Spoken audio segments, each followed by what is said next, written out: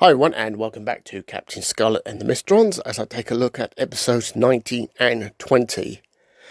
Shadow of Fear. Captains Blue and Scarlet have arrived at K-14 Observatory to oversee Spectrum's latest operation against the Mysterons.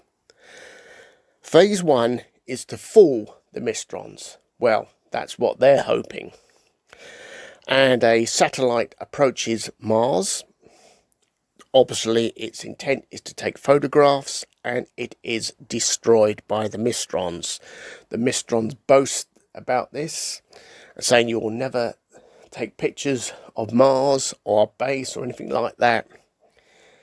And so the next part of the operation goes into effect. Spectrum believing they have fooled the Mysterons.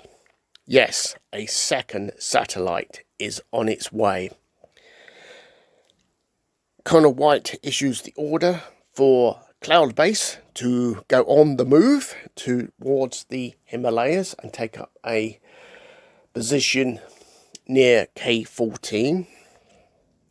The second part of the operation succeeds, so Spectrum believes. The satellite lands on the small moon of Phobos, orbiting Mars, and the satellite starts to take photographs of Mars. Dr. Breck, who is one of the coordinators behind this operation, is observing Mars, and it's putting out a very powerful glow, and for some reason, unknown reason, this glow actually kills Breck. And of course, Breck is then replaced by a Mysteron reconstruct of him. Now, because he's gone missing, Spectrum now goes on full alert, realizing that Breck is in the hands of the Mysterons. And as the countdown for the photographs of Mars are on their way to Earth, Breck goes into the gear house of the observatory and plants explosives. There's a bit of a shootout between Breck and Scarlet and Blue, and he's boasting to them that he succeeded in planting this explosives, which are going to go off, and they're never going to get their nice pictures of Mars. And that is exactly what happens.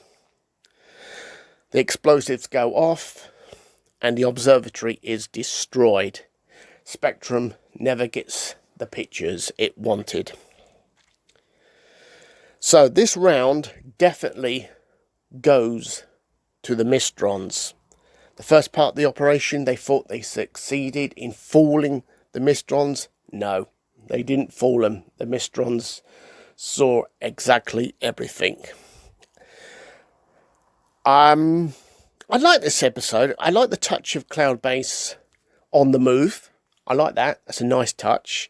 And I'm going to give this one 7 out of 10. But this is all part of a bigger operation. As Colonel White declares, Operation Sword will continue. Well, let's hope we all come face to face with that one in due course. And on that note, I'm going to press straight on to the next one. Dangerous Rendezvous, episode 20. The Mysterons have issued their threat. They intend to destroy Cloud Base at midnight. Captain Scarlet is escorting Dr. Kernitz to Cloud Base with the pulsating diamond taken from the Mysteron base in Crater 101. This pulsating diamond is being used to communicate with the Mysterons, and that's exactly what happens. Colonel White explains that fateful day when Captain Black saw the Mysteron base in episode 1, attacked it, destroyed it, and of course the Mysterons recreated their own base. And then the war started. He's apologised to the Mysterons, and he's offering them peace.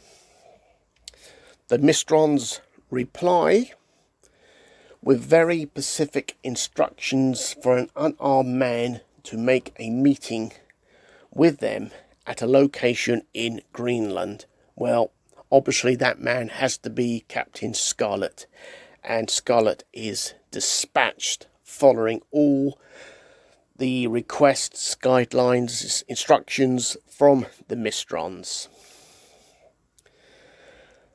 So, he arrives at Greenland. He ejects from the Spectrum transport plane. He is picked up by a car, a driverless car. The Mistrons are obviously in control of it. He is taken to a building. Inside is a chair and a Mistron screen pulsating. Behind that screen is Captain Black, who's actually sounding like the Mistrons before he departs, leaving a tape running. And Scarlet deduces this is not somebody he's talking to, it's a recording.